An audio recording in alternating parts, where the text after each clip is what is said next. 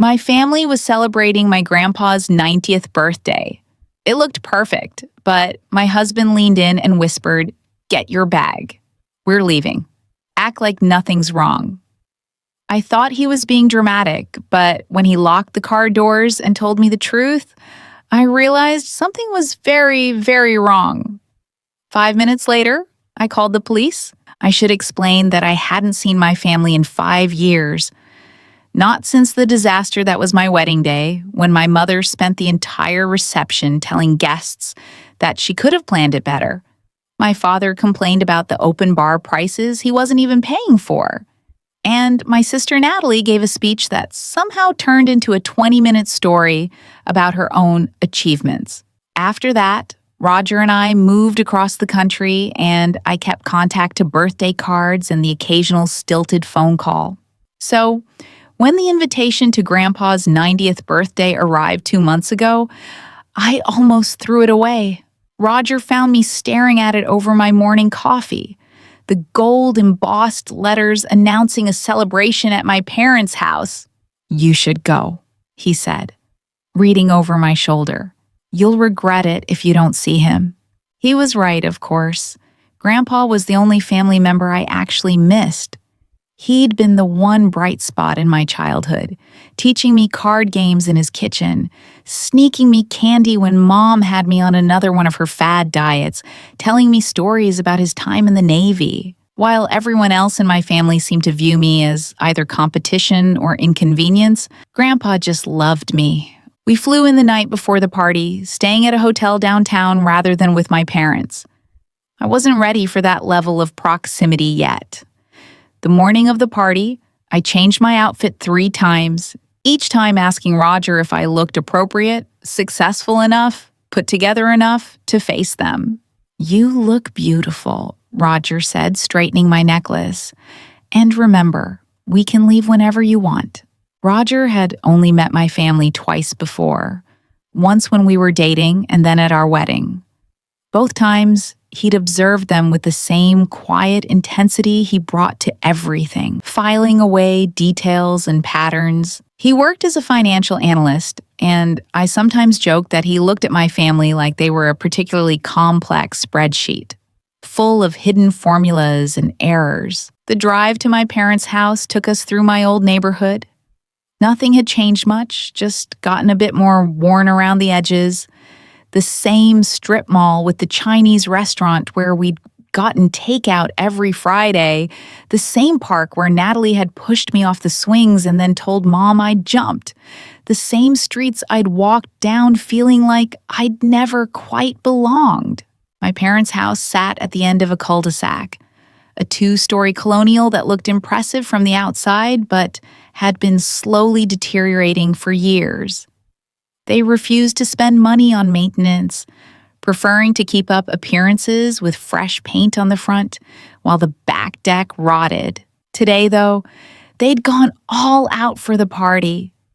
Paper lanterns hung from the trees, their soft glow competing with the afternoon sun. Tables with white cloths dotted the backyard.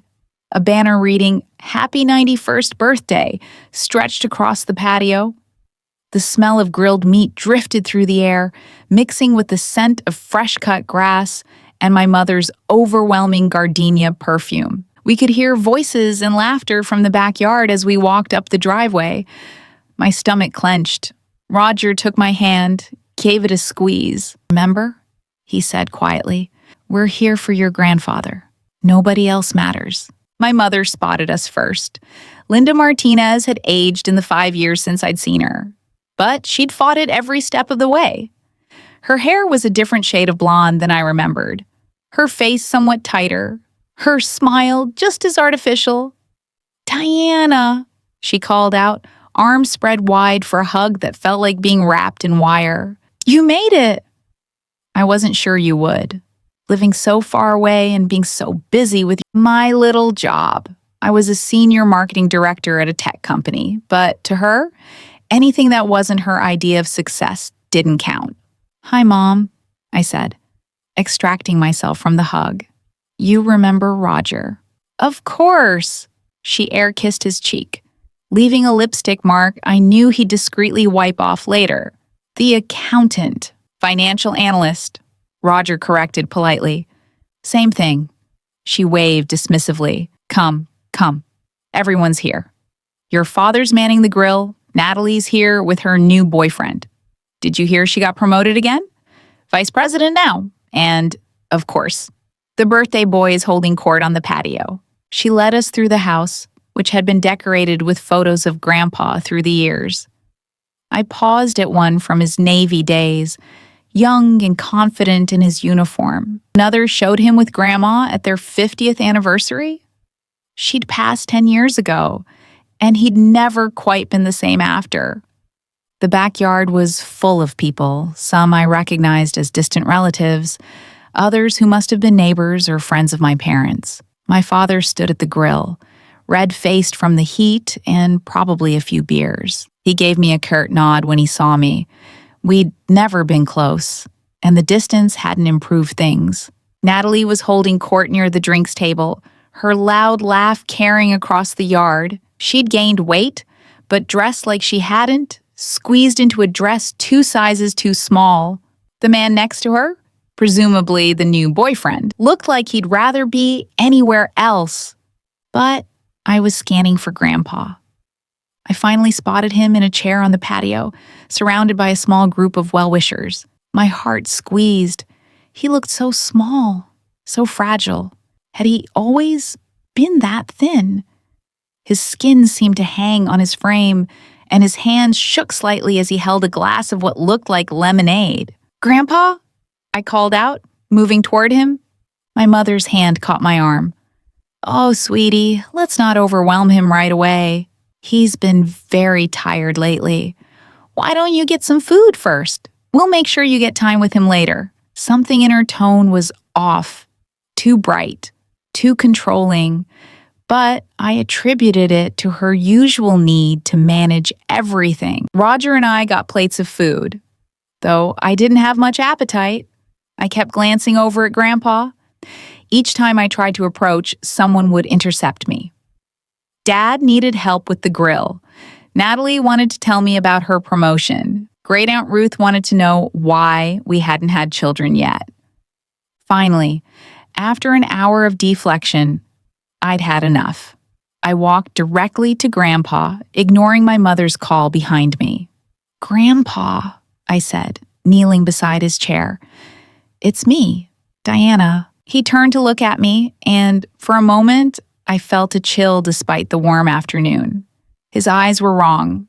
Grandpa had bright blue eyes that crinkled when he smiled, eyes that always held a spark of mischief. These eyes were blue, yes, but they were flat, dull. No recognition, no warmth. "Diana," he said, and even his voice was different. Raspier, without the slight Boston accent he'd never quite lost. "How nice to see you." That was all. No asking about my job, no jokes about Roger keeping me in line, no stories about something that had happened this week. Just that flat statement. "I've missed you," I tried. "I'm sorry it's been so long." "That's nice, dear," he said, already looking away. My mother appeared at my shoulder. "Dad's very tired, Diana. The party's been a lot for him. Why don't you go try the cake? Natalie made it herself." I stood up, confused and hurt. Maybe he was just having a bad day. Maybe turning 90 took more out of you than I realized.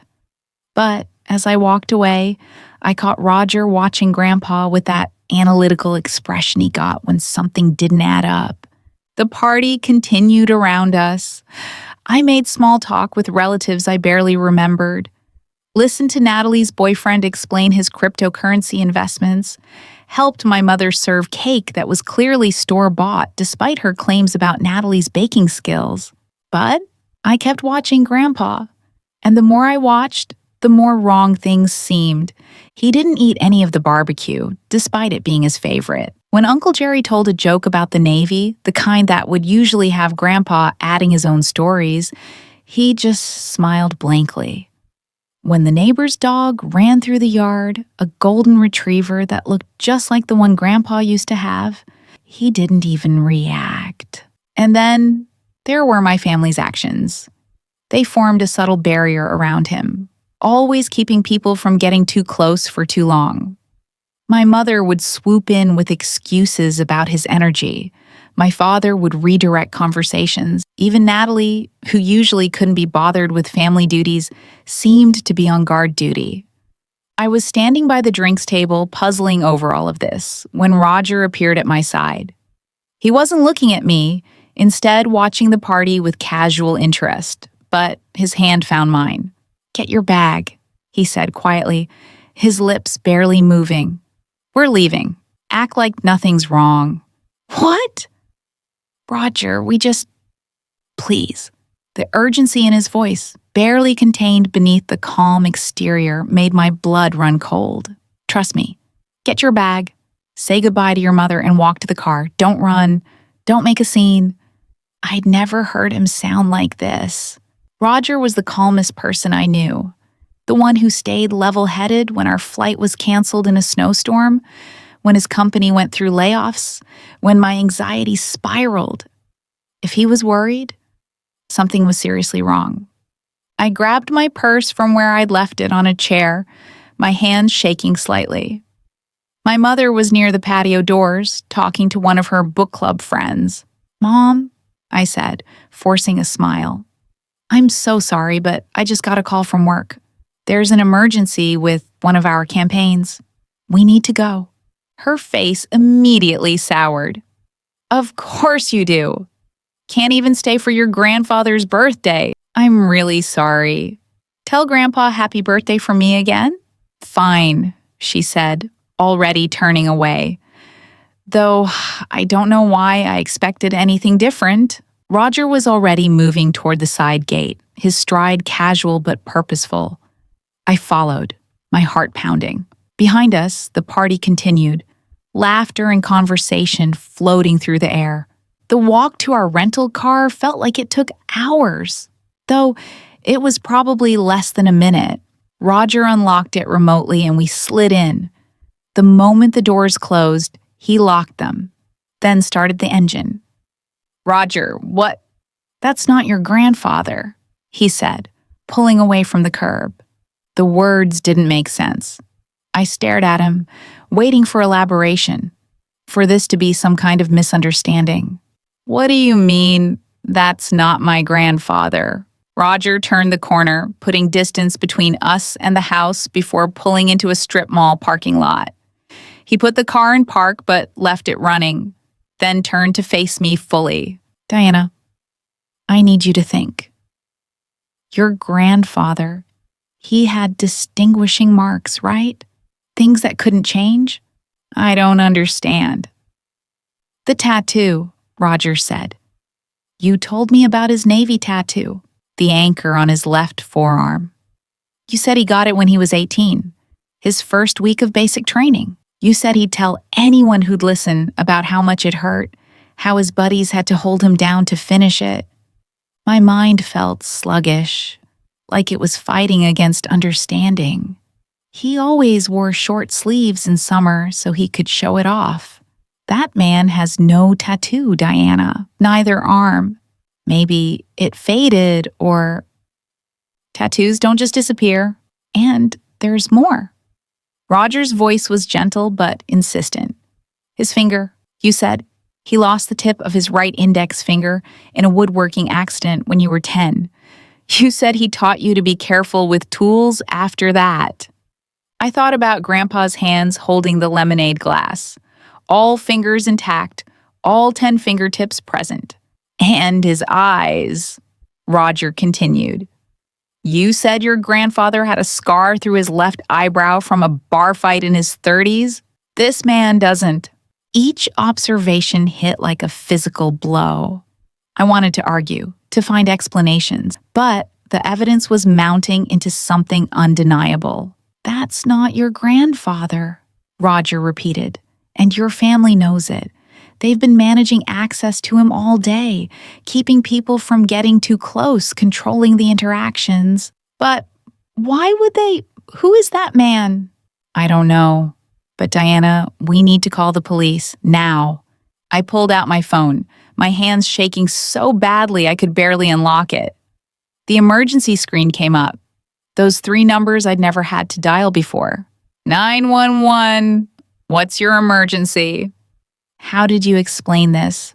How did you tell someone that your family was pretending a stranger was your grandfather? I need to report a fraud. Maybe a missing person. I don't know exactly. Ma'am, can you tell me your location? I gave her the address of the strip mall, then tried to explain. I was just at my grandfather's 90th birthday party, but the man there isn't my grandfather. He's someone else, and my family is pretending he's my grandfather. There was a pause. Ma'am, are you saying someone is impersonating your grandfather? Yes. And I don't know where my real grandfather is. Can you tell me why you believe this man isn't your grandfather? I listed the physical discrepancies Roger had pointed out, each one sounding more damning than the last. The dispatcher's tone shifted from skeptical to concerned. We're sending officers to both your location and to the party address. Please stay where you are. We waited in that parking lot for 15 minutes that felt like hours. I called the relatives I still had numbers for, trying to remember the last time anyone had actually seen or spoken to Grandpa directly. Not through my parents. The answers were troubling. Months of excuses about him being tired, sick, unable to come to the phone. When the police arrived, 2 officers took our statement while others headed to my parents' house. Roger held my hand the entire time, steady and solid, while my world tilted off its axis. The call came an hour later. They'd confronted the man at the party, and he'd immediately confessed. He was a distant cousin from my father's side. Someone who bore enough resemblance to pass at a glance, especially to people who hadn't seen Grandpa recently. He'd been paid to play the role for the day, told it was to make the party special, since the real grandfather was too ill to attend. But when police pressed about my real grandfather's whereabouts, the truth came out in pieces, each more horrifying than the last. Grandpa had died 4 months ago. A quiet death in his sleep, peaceful according to the cousin who'd been living with my parents and helping care for him. Instead of reporting it, instead of having a funeral, instead of letting anyone know, my family had made a different choice. They'd hidden his death to keep collecting his pension and Social Security benefits. The next hours passed in a blur. Roger drove us to the police station, where my parents, sister, and the cousin had been brought in for questioning. I watched through a window as my mother, still in her party dress, gestured wildly at officers, her mouth moving in what were clearly denials and justifications. When Detective Morrison finally sat down with me, her face was grim. "Your grandfather passed away on February 15th, she said gently. According to the cousin, Marcus Williams, your parents were in significant debt. They saw your grandfather's death as a financial opportunity. Where is he? I asked, though I wasn't sure I wanted to know. He was cremated. Privately. Your parents told Marcus it was what your grandfather wanted, but we believe it was to prevent anyone from discovering the death. Cremated. No funeral, no goodbye, no chance to tell him I loved him one more time. Just gone, reduced to ashes and a fraudulent scheme. The birthday party, Detective Morrison continued, appears to have been designed to create witnesses who could say they'd seen your grandfather alive recently, in case anyone started asking questions. They were planning to announce his death in a few months, claiming it was sudden. I thought about all those photos decorating the house, the elaborate party setup, the careful choreography of keeping people at a distance, all of it a performance, a lie, a defilement of my grandfather's memory. They let me confront them eventually, not interrogate, just speak to them. My parents and Natalie sat on one side of a small room, me on the other, a uniformed officer standing by the door. My mother spoke first, of course. Diana, you're being dramatic as usual. We were protecting Dad's dignity. He wouldn't have wanted everyone seeing him so diminished. He was dead, Mom. You can't protect a dead man's dignity by pretending he's alive. We were going to tell everyone soon, my father added, not meeting my eyes. We just needed a little more time. To steal more money, you mean? Natalie laughed, sharp and bitter. Oh, please, Diana. Like you care about the money. You haven't been here. You haven't been helping. We are the ones who took care of him. We're the ones who deserved. What? His Social Security checks? We were in debt because of him. Natalie snapped. Do you know how expensive his care was? How much medication costs? We spent everything taking care of him, and this was just getting some of it back. You could have asked for help. You could have told me he was sick. You? My mother's voice dripped with disdain. You with your perfect life across the country? You would have swooped in, taken over, made us look like failures. No, we handled it as a family. By committing fraud, by lying to everyone, by disrespecting Grandpa's memory. Grandpa's dead, my father said flatly. He doesn't care anymore. That was the moment I understood we weren't family anymore. Maybe we never really had been. The legal proceedings took months. My parents and Natalie were charged with Social Security fraud, pension fraud, and failure to report a death. Marcus got a lesser charge for his participation. They all avoided jail time, receiving probation instead, but they now had criminal records that would follow them forever. The financial consequences were severe. They had to pay back everything they'd stolen, plus penalties. The house had to be sold to cover the debts.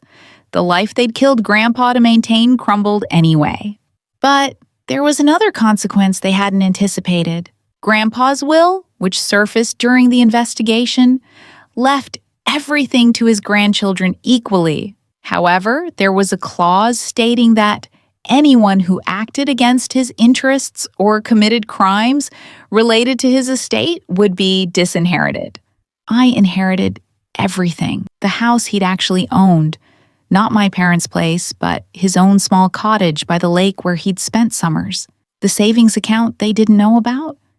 The life insurance policy they'd been unable to touch because they couldn't produce a death certificate. My mother sent one letter to my hotel. You always were good at taking what you didn't earn. I threw it away, unread beyond that first line. Roger saw it in the trash, fished it out, and burned it in the hotel sink. Some words don't deserve to exist, he said. We flew back for a real memorial service, one I organized myself. I invited everyone who'd actually loved Grandpa, not the relatives who'd shown up for free food and gossip, but his poker buddies, his neighbors from the lake cottage, the veterans he'd stayed in touch with. We told stories about the real man, how he'd smuggled candy to grandkids, how he'd built half the furniture in his house by hand, minus one fingertip, how he'd loved my grandmother until the day he died, keeping fresh flowers by her picture always. I scattered his ashes at the lake at sunset, with Roger beside me and a small group of people who'd truly known him. It wasn't the send-off he'd had at the party, with the white tablecloths and paper lanterns. It was better. It was real. The cottage is mine now. Roger and I spent summers there, though we had to replace all the locks after we found evidence someone had tried to break in. I found Grandpa's workshop in the garage, all his tools still carefully organized, the sawdust still smelling faintly of the cedar he'd loved to work with. Sometimes I work in there, teaching myself the woodworking he tried to show me when I was young and too impatient to learn. I'm terrible at it, but getting better. Last month, I made a simple picture frame. It's crooked and the corners don't quite match, but I put a photo of Grandpa in it, the one from his Navy days, and hung it where he used to hang his own projects. My family tried to contact me several times after everything settled. First with anger, then with guilt trips, finally with pleas for help as their situation got worse. I never responded. Roger suggested I get a restraining order, but I didn't see the point. They were already ghosts to me, just like they tried to make Grandpa a ghost while keeping him alive for profit. The last I heard, through mutual acquaintances I've since cut off, my parents were living in a small apartment, working minimum wage jobs to make ends meet. Natalie had lost her vice president position when the criminal charges became public. Her boyfriend left her. She moved back in with my parents, all three of them crammed into a two-bedroom apartment, turning on each other with the same venom they'd once directed at the world. I don't feel sorry for them.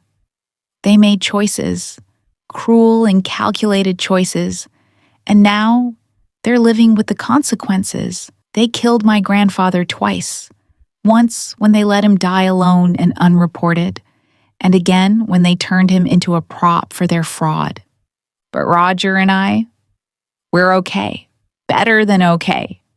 We used part of the inheritance to start a foundation in Grandpa's name, providing assistance for elderly veterans. It's what he would have wanted. His money helping the brothers he'd never forgotten from his service days. Sometimes, on quiet evenings at the cottage, I swear I can feel him there. Not like a ghost. Nothing supernatural, just the impression of him in the walls he'd maintained, the furniture he'd built, the garden he'd planted. It's a comfort, knowing that despite everything my family tried to do, they couldn't erase the real man or the love he'd left behind. Roger asked me once if I regretted calling the police. If maybe I should have handled it privately, within the family. No, I told him. They stopped being family the moment they decided Grandpa was worth more dead than alive. Real family doesn't do what they did. He nodded, understanding without judgment, the way he always does. The cottage is peaceful now. We've made friends with the neighbors, the ones who remembered Grandpa fondly and were horrified by what happened. They've shared their own stories about him, filling in gaps from the years I'd been distant. How he'd helped fix their dock after a storm, how he'd taught their kids to fish, how he'd sat on his porch every evening, watching the sunset with a beer and his memories. Those are the stories I hold on to now. Not the fake party with its paper lanterns and hired actor. Not my family's betrayal and greed. Not the months of legal battles and ugly truths. Just the simple stories of a good man who deserved better than what he got from the people who should have loved him most. I never spoke to them again after that day in the police station. Sometimes I wonder if I went too far, but other times I wonder if I didn't go far enough. What would you have done? Let me know in the comments below.